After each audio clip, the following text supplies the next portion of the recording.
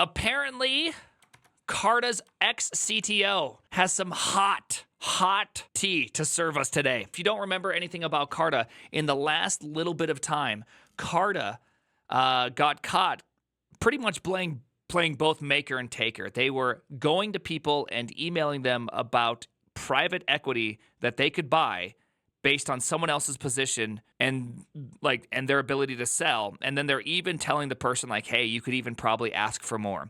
So we're talking about the email was very, very, very naughty. This tea might be way too dank. When your company tries to cancel you, Jerry Talton. On December 26, 2023, so this is just like a couple weeks ago, I sued Carta for wrongful discharge, retaliation, breach of contract, breach of implied covenant of good faith and fair dealing, defamation, implied defamation, false light, publication of private facts, and intentional infliction of emotional distress. The last one's so good. And worst of all, I felt bad afterwards. I do like after all of this hits him with the emotional trauma right at the very end. And then afterwards, emotional trauma. In violation of Title VII of the Federal Civil Rights Act of 1964, the California Fair Employment and Housing Act, New York State and City Human Rights Law, as well as Delaware and Illinois law. Wow, they got 4 states in there. The suit comes from my response from firing late in 2022, 2 months after I wrote to Carta's board of directors about serious systemic problems I have observed while working as the company's chief technology officer. My suit is also named Carta's CEO, Henry Ward, following the bizarre, widely derided diatribe he published on his personal Medium account in October and then sent in mass email to Carta customers. My claims became public last Friday, after first being served privately to allow Carta to request redactions of information it considered confidential. They're going to real court. Emotional distress means that they were harassing the person as per legal definition. Oh, damn. Okay, intentional infliction of emotional distress means willing harassment. Okay, so this isn't you hurt my feelings. This is, dang. Okay, that's real law stuff. Okay, woof. Got to get a lawyer in here. No, it's like way, way worse. Okay, I didn't know this. Okay, I did not realize how bad this actually is. Let's keep on going. Carta has been in the news quite a bit lately following recent allegations that the company unethically misused confidential customer data to bolster its own trading revenue. That's what I was mentioning a little bit earlier, especially with the fact, I think, let's see if any of them are having the Twitter tweet. Yeah, because the big one was when, you can check out the other video, but the big one was when they said, hey, this person is required to sell at this certain price, but I bet you could get them to go higher. Or the person is required to buy at this minimum price, but I bet you could go higher. Like giving the person that they're buying from, giving them like intentional inside baseball, which is pretty crazy. Anyways, Ward's reaction to the scandal was all too familiar. First attempting to downplay the concerns, then publicly attacking the person reporting them, then rushing out to thought leadership puff piece that raised more questions than it answered, before finally pulling a 180, announcing the company would exit the liquidity business entirely without ever explaining what had actually gone wrong or how Carta would change its operating procedures moving forward. Oh, I didn't realize that he announced that he was leaving the liquidity business altogether. This is the CEO. No, not anymore, because we have the data, and if we are trading secondaries, people will always worry that we're using the data, even if we are not. That is so stupid. Yes, you are. I mean, dude, the email was clear that you were. Did you see this guy? That's kind of wild that he's just like, nah, people will just think we're using it. I feel like they're super scared that they're going to catch some serious SEC violation. Yes, I would say so. And so so if going from that direction, he's just trying to avoid all the SEC problems. But that's wild. That is wild. Maybe that's what they're going for. So he has to obviously toe this line. He could never say, yes, we were, because then they would just get sued into oblivion. So he could never say that. So I mean, I understand the predicament he's in, right? But still, it looked very fishy. All right, anyways. All right. For customers, it was confusing whirlwind of a week that broke trust and left many considering alternative vendors. For shareholders, including thousands of current and former Carta employees, it was like watching a forest fire, as much of the value of their stock, predicated on Carta's plans to become a NASDAQ for private startups, went up in smoke. Yeah, I was about to say this, that has to be such a huge revenue line. Like, it's a huge revenue line. To, like, if you could make trades and you get to take some sort of slice of that trade, especially since it's private equity, it's super hard to trade that. I bet you they were taking a percent of the trade and not just some $7 charge, right? I guarantee you there was no $7 charge on this one, that it was probably more expensive. Anyways, for me, it was deja vu all over again. 14 months ago, I was Carta CTO, well-regarded, praised by Ward for bleeding a Carta blue. What does that even mean? Oh, then the color of our logo. Okay, dude, okay, blue hair mentioned. I swear even this article is trolling me. Even I'm working nights and weekends to take care of the people, the products, and the profits in that order. Blue called it. Shut up. Speaking of blue hair, dang it. For those that don't know, I've lost a bet, and I now have to get blue hair. I lost the bet officially 10 minutes ago. This is so effed up. This is so effed up.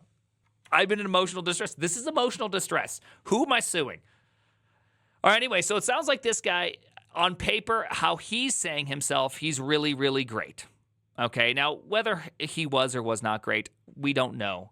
But he is saying that the CEO was saying that he bled blue and he was taking care of the people, then the product, then the profits in that order. Okay. But the more time I spent on Carta C-Suite, the more concerned I became about the company's leadership. After witnessing behavior that veered from bad for business to ethically questionable to potentially illegal, I met privately with several other executives and board members. When these meetings only increased my unease, I sent a signed letter to the entire Carta board and the company's general counsel so that they, from their higher vantage, could assess the merits of my concerns and decided what to do. I, not Ward nor anyone else, I reported in my letter, was immediately suspended. Okay. A major law firm investigated, and I was questioned for 8 hours by that team, including former United States Attorney General Loretta Lynch. Days after my interview on the Friday before Christmas, I was fired for cause. A week later, Carta sued me. There's also a fundamental problem here with trying to be a third party that facilitates market on unregistered securities. By definition, that liquidity is supposed to be restricted and only accessed via direct investment without third-party interest. Even just brokering it is in kind of a gray zone, legally speaking, I think. Yeah, I'm no lawyer. I don't know the financial stuff. I don't know any of the legal jargon and for what's going on, but it does sound. It sounds like you're in a very, very difficult spot whenever you want to become a broker, you should just know that it's extremely difficult. Like, that should be just like step one. That's really, really hard. Now that you're dealing with companies and private equity and very, very rich people and VCs, which are soulless, like, now you got an entire secondary thing that's really, really hard. Like, I have no idea if there's violations here or what the law would be, but it definitely doesn't look good. But I think the bigger thing we should look at here is that all these people came in, and it sounds like a third party, including this person. I know this person's name for some reason. I've seen her name in the news recently. I think she might be one of the people. Is she suing Trump? One of the people I know. She has a big name for herself, right? And she looked at the case, and they were questioned. He was questioned for many hours, and then Carta then determined it was not only legal to fire him, which is always hard to fire C-suite. It's not as easy to fire C-suite as people think. Then they sued him. Their lawsuit is a real whopper. Okay, let's see their lawsuit. Yeah, it looks. I mean, that's what it does look like. It looks like a scapegoat to try to save their own skin. But let's see what the lawsuit is, because this is pretty incredible here. I joined Carta in September 2018. The startup I'd co-founded and later shuttered had been an early customer, and so was Slack, where I ran the machine learning service team for just under 2 years. The technical challenges Carta was facing when I interviewed were a far cry from the problems I'd worked on during my PhD at Stanford. Classic Stanford. I swear everyone in the Valley is like, where'd you go to school, Stanford? Diversity. Everybody here works from Stanford. But what drew me to the company was the disproportionate impact such simple technology could have on so many people, making employees owners, giving them an economic stake in the value they create. Isn't a panacea for capitalism's uninternalized externalities. Well, I don't even unintentionalized externalities. Okay, that is this sentence. This sentence is actually too hard for me to understand. I can't. I literally can't understand this sentence, and I don't think Copilot or ChatGPT can help me here. Stop! It's already dead. But it's a damn good start. And Carta's platform had such potential to do good. I do think it's. I mean, I do love this. I do love Carta's mission, which is to allow individuals to have ownership in private equities more easily. That is a very important thing. If you ever join a startup, you should get equity. If you're working at a startup, realize that you shouldn't just be working for your paycheck. You should be working for ownership in the company, right? Because that is going to be that all your hard work and all the multiples of income coming in should hopefully come partially to you in some percentage, right? That is it's a great idea for a company. Now, whether or not they lived up to it, that's a different story. But premise-wise, I love it, right? I believe in Carta's promise and its mission. I believed in the systems and institutions responsible for governing the company. We're fundamentally good and sound, even if they and the people administering them were also fallible and imperfect. Well, yes, you always have to assume every person working anywhere is infallible and imperfect. I mean, this sounds like a great goal. Can we all agree this sounds like a good goal? And we should all be pretty happy that something like this does work. I should make a private stock market app. What's the key takeaway? I should make a private equity app for trading. I'm not sure I believe that anymore. It's hard to keep believing that when you read about the sales representative who whipped his dick out at a company event. What? Okay, well, I'm not allowed to look at the dick whip out event. Apparently, the Business Insider has a dick whip out event. Which, didn't you say you paid for media? This is, I have to go pay for, I'm not going to start a membership right now. Business Insider, I'll have to buy Business Insider so we can see some delicious dick whip out. Let me just see the dick at the company event. And it was promoted a few weeks later.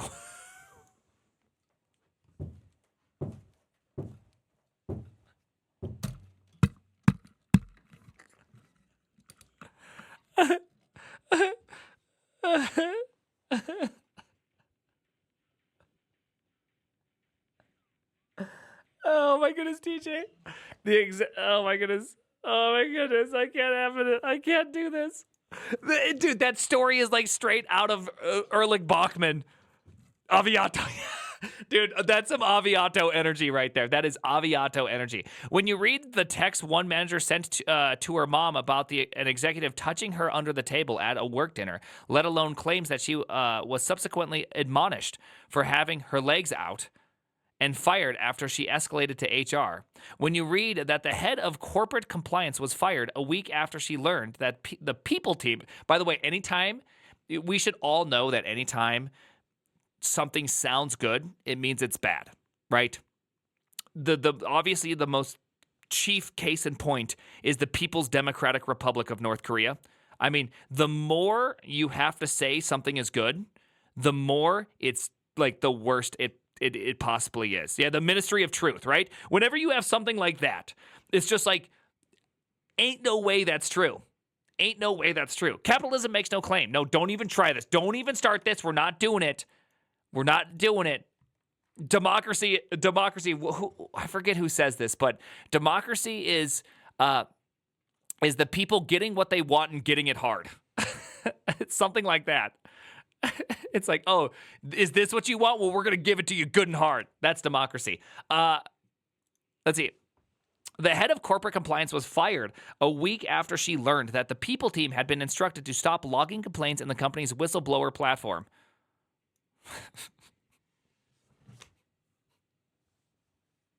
I mean, I don't know how much this is true, but it's hard for me not to believe it. And here's why I tend to believe this. Carta is like the VCs, right? They manage all the money. And for whatever reason, it seems like the more power that accumulates, the more like gross things happen in general. And so it's not surprising that probably one of the most powerful companies in the Valley is also filled with the largest degenerates of all time. When the company claims it fired another female executive in part for taking unauthorized leave after she reported to the chief people officer, by the way, again, chief people officer, I would if I became CEO at a company that had a chief people officer, my first act of business would be to fire chief people officer and completely dismantle the chief people hierarchy. Whatever that is, we're getting rid of that. That the CEO's gaslighting and abuse had shaken her so much she needed a day to collect herself, and then a year later, just a week before her state Human Rights Bureau found that her firing was retaliatory and illegal, sued her. So Carta is really messed up. Jeez. When a CEO has turned over no fewer than 11 C-suite executives in 5 years and settled at least 3 discrimination cases in the last year alone, has the gall to dismiss all the people trying to speak up as sensationalized noise, it's hard to believe that one board member willing to comment on the record about the complaints would say only that it was not his place to question management. Wait, hold on. A board member? I thought board members' entire purpose was to question management. I thought that was like the board's job. I thought that was like the whole checks and balances of having a board is that the board can reach in and help like offset. You have one job. Your one job is to speak and question management. Okay, so I will say that there is one hard part about this. I'm not saying any of these things are true or false, but just because you get alleged does not necessarily mean you have done it.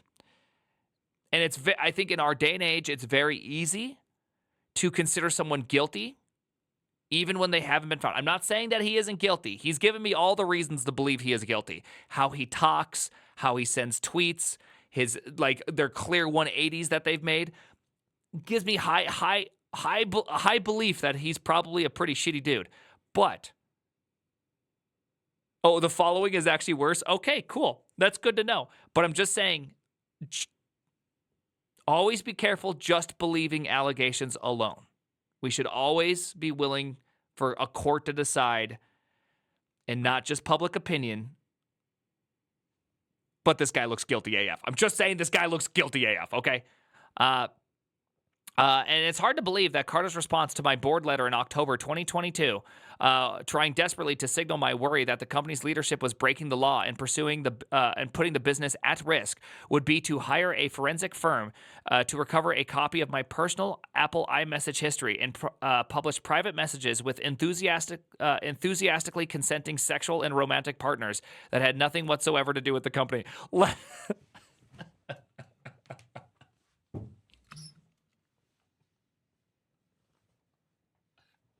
You know that scene on Silicon Valley when gosh, I always forget his name. This guy fucks. What's that guy's name that says this? What's his name? Dude, I know it every time I start. No, not Jared. Jared is the one that does the fucking. Russ Hanneman. That's right, Russ Hanneman. Russ Hanneman. Dude, this is like Russ Hanneman, but like the negative version. You see this? This guy fucks. Published his messages. Oh my goodness. And then use those. This is so crazy because I feel like I've brought up the show Silicon Valley like 5 times already. It's like this thing is a part of the show. And then those messages as pretext to falsely accuse me of harassment and discrimination. It's all very hard to believe. I don't know what it means to enthusiastically consenting, and I'm not going to read it. Maybe they thought the show was a how-to guide. They could have. They could have. The way I usually cope with awful things is humor, but it's been tough to find the laugh in all of this, even amongst the recent wit and witticisms of social media. Is there some good? Is there a good read?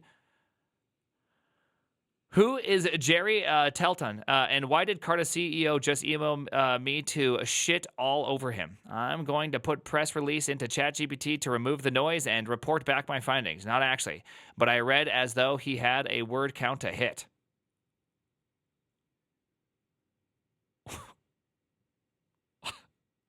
I do like how this got no views because this is kind of wild.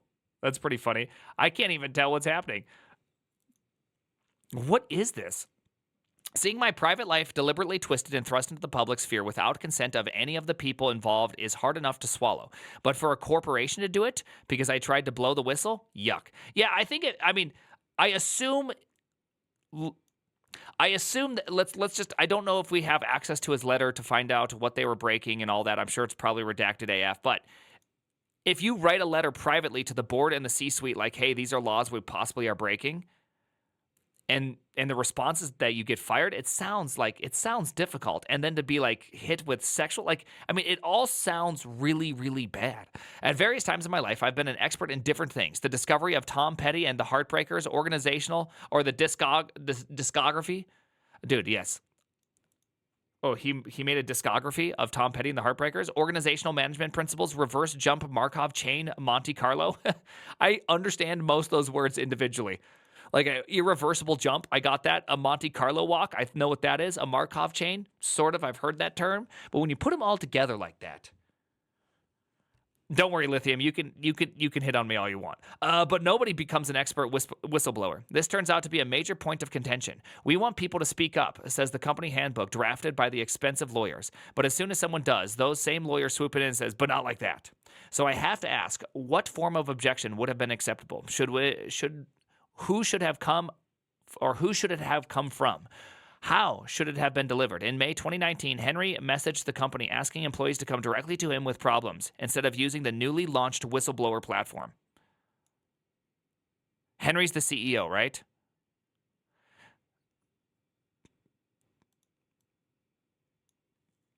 That's not good.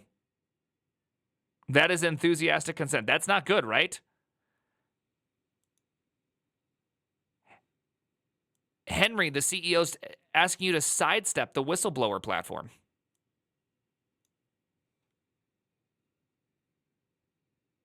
That's like as sus as it gets. At the leadership offsite in August 2022, he described his philosophy of management. Friction is failure, Henry proclaimed. If you're arguing, you're not doing your job.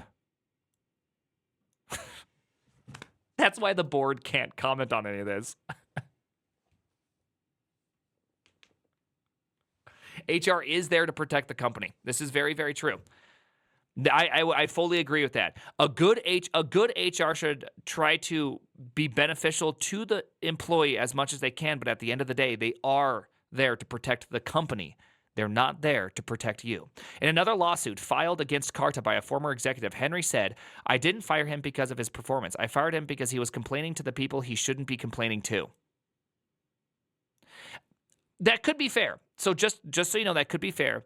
Typically, if you have a boss and you complain to him and things don't go well, and you skip level, you go to your boss's boss and complain about it, sometimes you can find yourself getting into some hot water. Like, I understand there are levels in which you're not supposed to do. We have no light into this, but given his past performance, seems like he's probably not a good guy, and probably fired him because he didn't. He probably used the whistleblower platform instead of going straight to Henry. Just a week ago, in the latest Carta scandal, Henry accused a prominent startup CEO of firebombing him for exposure after the founder posted evidence that Carta misused customer data. As far as I can tell, the company's position is that nobody ever speaks up in the right way or has legitimate concern. Wrongdoing isn't the gravest sin. Talking about it is.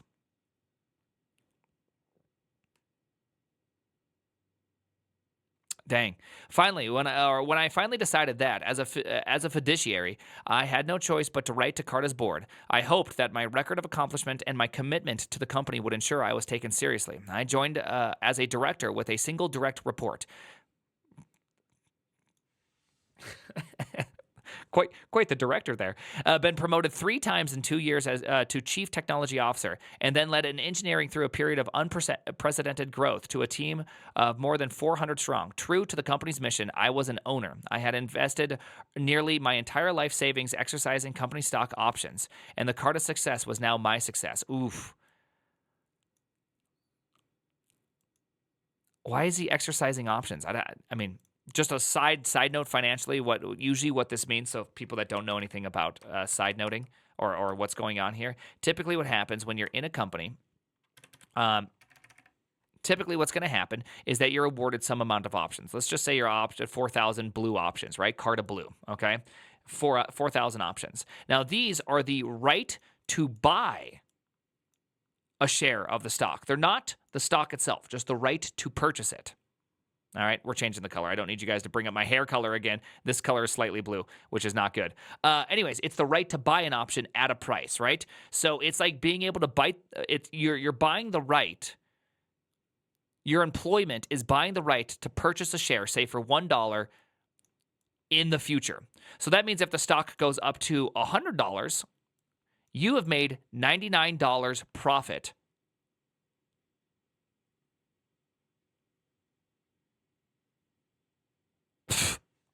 I'm getting view botted. People, I'm getting view botted. Selling. Oh, man. Selling a bot program, $100. Code GL. Well, I'm glad that you gave us your name.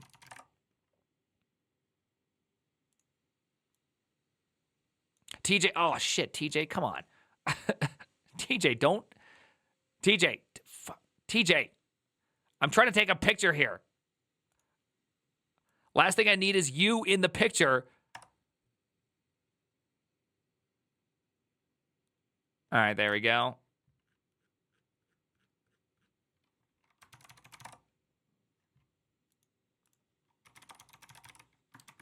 Here, I'll just tag Twitch.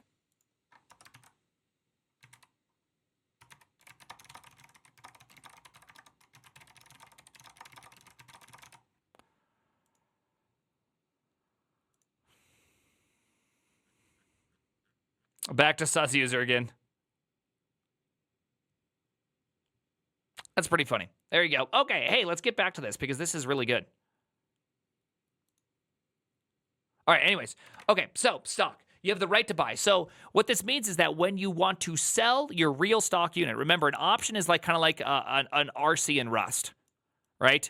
It's not the thing itself. It's like a pointer to the thing. So the option costs $1. Your real stock costs X dollars, right? That's its value.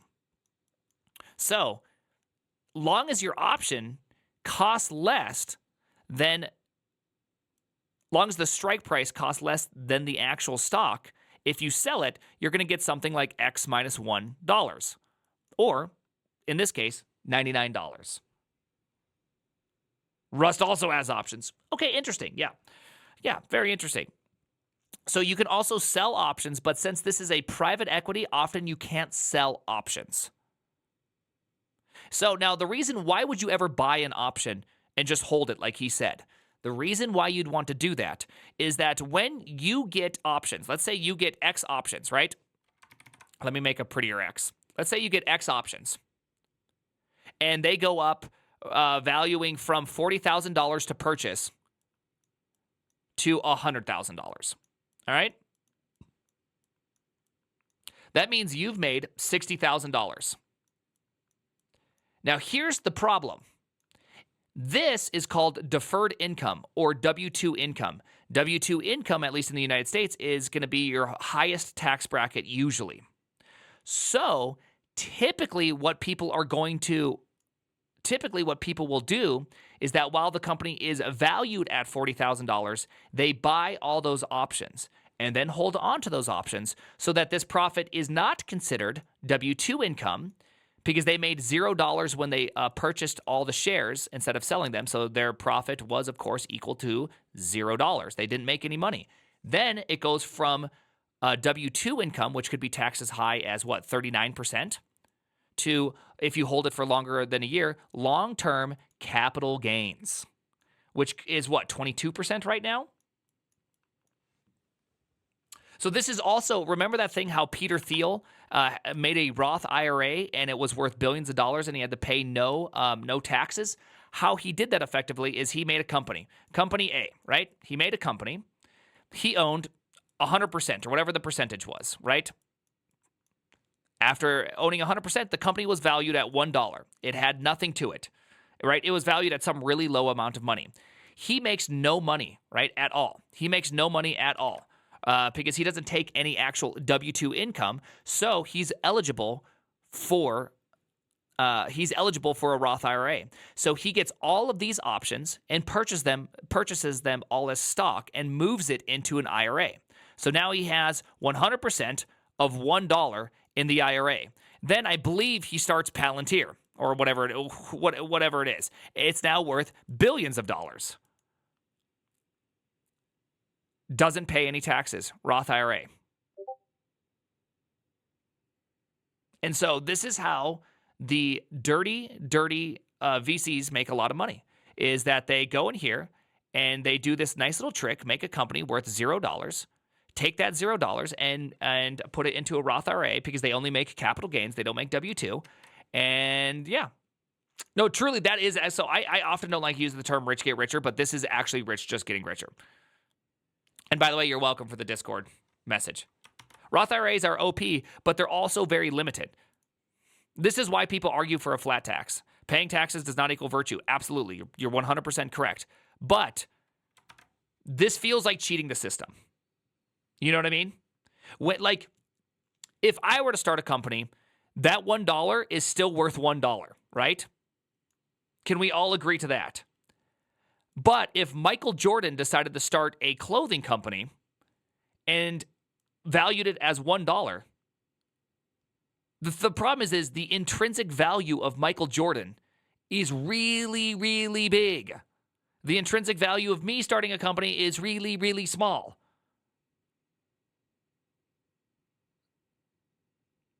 Do you see okay, sure, mine wouldn't be $1. It might be $10,000. But just because I start a company doesn't mean it's going to be worth anything.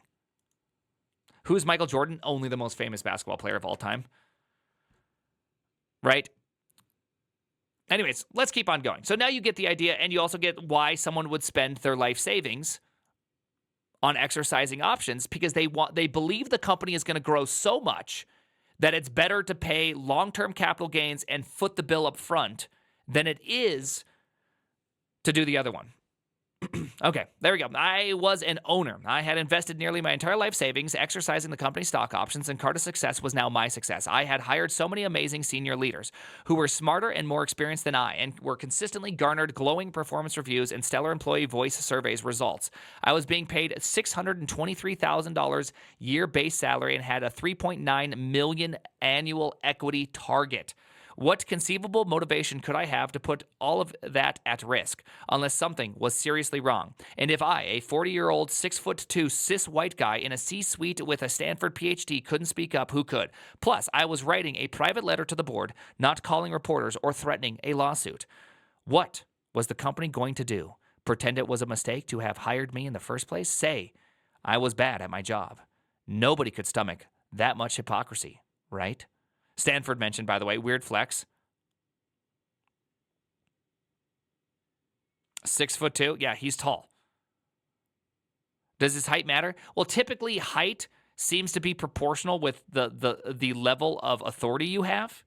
If you look at like CEOs, the average CEO of larger companies tends to be tall. Yeah, I'm 5'12". It's not a big deal, but the average CEO is like 6'4". It's like this weird thing that happens. What about dick size? I don't know. We're going to have to ask the guy who whipped it out. It's like this weird thing that correlates that, like the average president's height, right? Average president height. 6 foot, that's it? Oh, Joe Biden's 6 foot. Dude, I knew he has small energy. He's always had that small. He has that 5'12" energy coming out of him, just like me. I knew it. 5'12", just like me. Turns out some can, and when powerful people attack your reputation, the mud sticks. No matter how mendacious. I don't know what that word means. I don't know what the word mendacious is. Not telling the truth, lying, mendacious. I'm going to use that word, mendacious. No matter how mendacious. Primogen for president. Well, I do have 5'12" energy. 6 feet is tall. What are you talking about? Yeah, it's not tall enough though. Then just say lying. No, you got to sound smarter than that. This is, by the way, this is totally Chat GPT. This is Chat GPT, if you're wondering. When the word, instead of lying, the word mendacious gets used, come on. For those that know me well or have worked closely with me over the years, laughed when they heard the names Henry was calling me. But for many thousands who first exposure to me at Carta's lawsuit for Henry's blog post, his calumnies have scored. Also, I don't know what that word means. Calumnies? The making of false and defamatory statements about someone in order to damage their reputation. Calumny.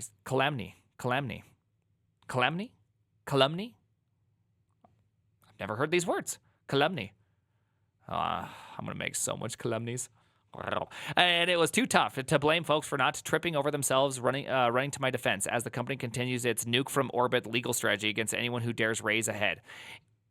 Dang, it's hard not to cheer when powerful hypocrites are finally called to account. The evangelical preacher caught embezzling funds, the crypto billionaire's Ponzi scheme revealed. But don't forget, that shame is also one of the most pernicious weapons of the shameless. Telling a female executive that she was like an alcoholic who needed to admit her problem and have full-scale recovery from being an asshole. I mean, first off, that's actually a hilarious insult, okay?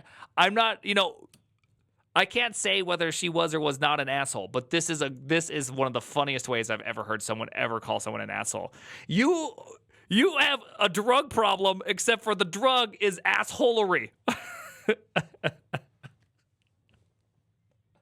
I got to figure out a way to use that. Somehow, because that is just incredible. Isn't the worst thing ever done in corporate America, but the effect is still undeniable. To break something just a little inside during a long coaching sessions with Henry, another seasoned executive wrote in her notes, "Own it. The problem is me. What could I have done better?" Months later, I listened to her read back what she had written and start to cry. Damn. This Henry fella sounds like his coaching sessions.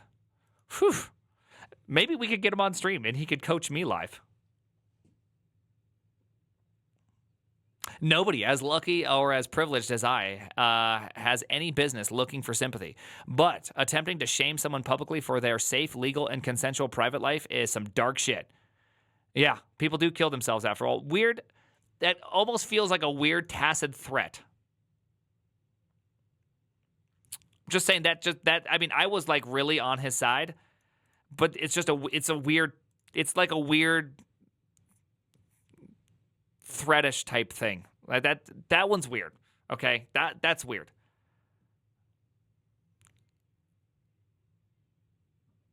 I just say I don't know how to like. I am on your team. This is some weird shit to do. Like posting someone's consensual relations where the other person is even like, hell yeah, that's weird. Herodotus in the histories tells how Solon advised Croesus to count no man happy until the end is known. So it's still too early for me to say for sure what I'll take away from this experience, but there is one thing I'm certain of. The only way any of this is going to stop is if we collectively decide that we are mad as hell and not going to take it anymore. Not gonna take it, or we're not gonna take it. Is that what's going to happen here? I always liked Madeleine Albright's quote about a special place in hell reserved for women who don't help other women. But I think the proper focus should be on power, not gender. What is the point of accruing influence and money and prestige if we don't use them to help people? In general, I don't wish anybody a place in hell. You have to be a real bad person for me. I can't even imagine. I really don't want to wish anybody a life in hell. That seems just kind of strange. The problem here is that I generally dislike these rah-rah statements right here where it's just like, we need to do better. It's just like, I'm not sure if I can really buy that we can do better.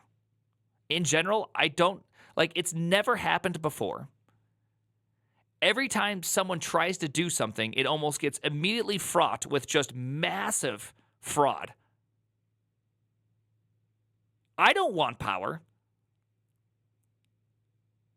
I think he's covering up his previous behavior personally, but that doesn't excuse his bad behavior. Fair. That could be very, very fair statement. We don't know. We're only getting one side of the story, of course. And we know, based on the things we've read before, Henry seems like a pretty crappy individual.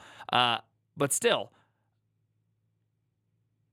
like these kind of statements, they don't mean anything because the problem, here's the big problem, is one of my favorite people on earth used to say to me, the thing that separates you from anybody else is time and circumstances.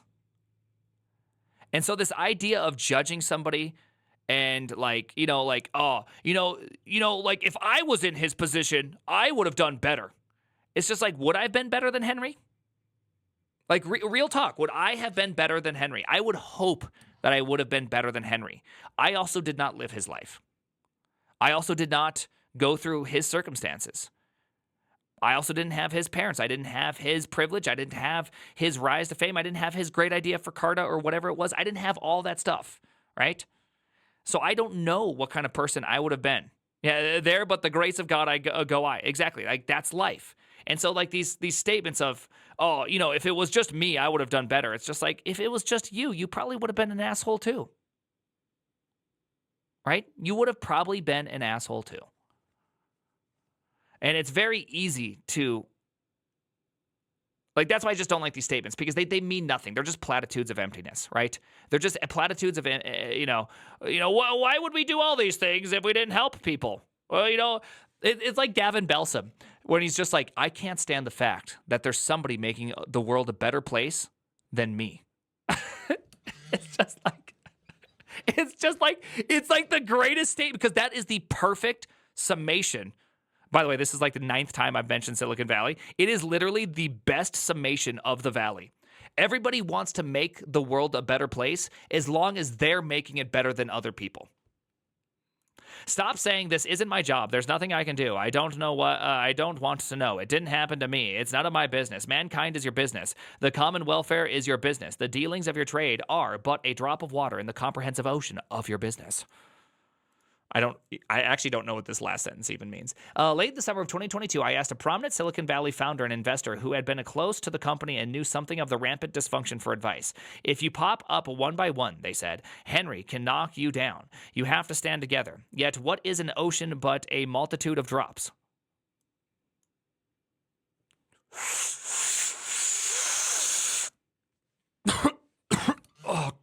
Oh, deep, man.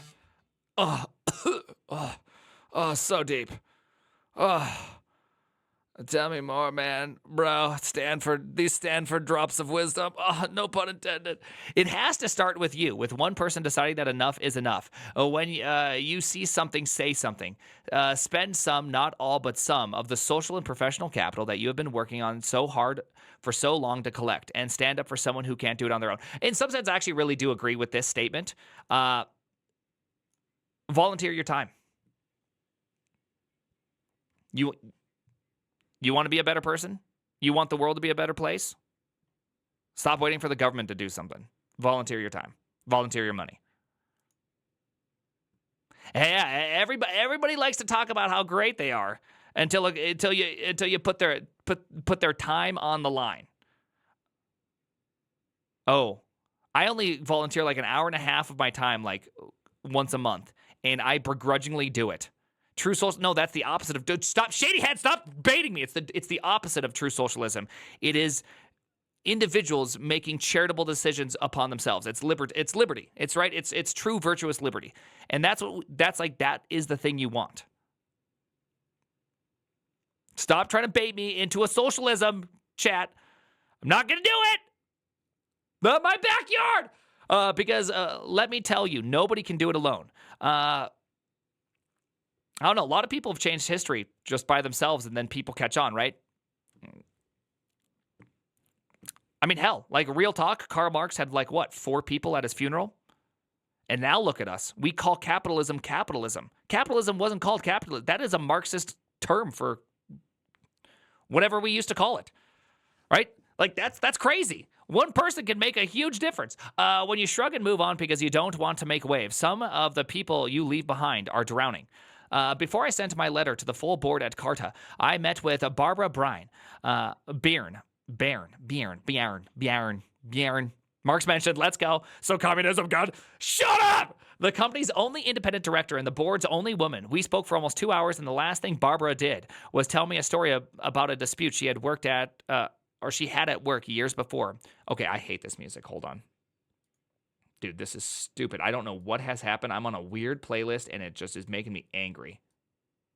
It's pronounced burn. I like to call it Bairn. I'm going to call it Bairn. Okay? I'm going to call it Bairn. Let's see. Barbara did tell, the last thing Barbara did was tell me a story about a dispute she had at work years before, where her employer sent expensive lawyers to intimidate her. The only power they have, she said, is the power to make you afraid. Don't let them make you afraid. You will be.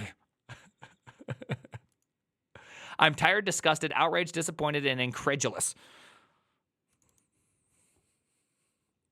But I refuse to be afraid. Seeing my good name smeared across the internet is painful and awful, after all. It is my name. I cannot have another in my life, but I have accepted that. And if the last 5 years is going to mean anything, it will have cost something. Don't let them make you afraid. This is it's good advice. I mean, the ending, I do like this part right here. The only power they have is to make you afraid. That's, technically not true. Some companies can sue you into oblivion. They can also take away your livelihood. It's not just that they have the power to be afraid. They have the power to drag you through and take all your money as well, right? Because whether you like it or not, if someone files a big, heavy lawsuit against you, you got to hire a lawyer. This mentally can't build infrastructure. We need more collective approach, too, to solve problems. It's why we created a government for shit we can't do ourselves. Yeah, exactly. This is why governments are good, is those type of behaviors, because we don't want private roads. We don't want everyone building their own road. Just be curvy all over the place. Be crazy. Hop states every 6 months. Socialism! Shut up! I agree in collective action in some sense, but don't bait me into a conversation. Unless if your government is Samsung. Don't do that. Isn't that what they do in South Dakota? Well, yeah, I have my own road. Okay, private roads are the best roads. That is not true. That is historically not true. There are some nice roads. There are a lot of crappy roads.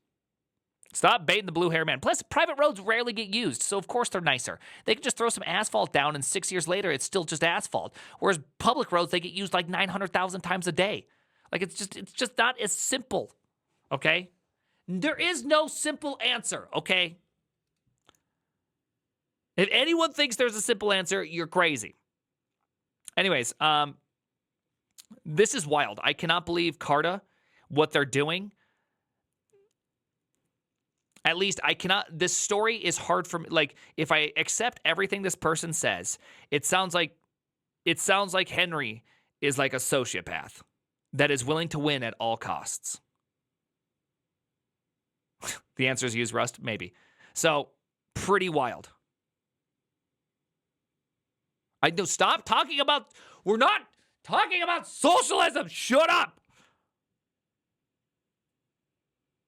Most CEOs are sociopaths. Dude, most CEOs are people who run companies that make very little to no money and are completely normal people.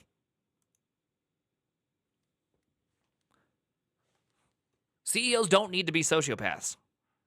This is just don't buy into dumb cultural phrases, okay? There's plenty of normal people that run normal companies you've never heard of, okay, that you will never ever know about, because there's literally millions upon millions of companies. You'll never know about it. We only hear about the unhinged, degenerate CEOs. You never hear about the CEO that's just doing a pretty good job with its 7 employees.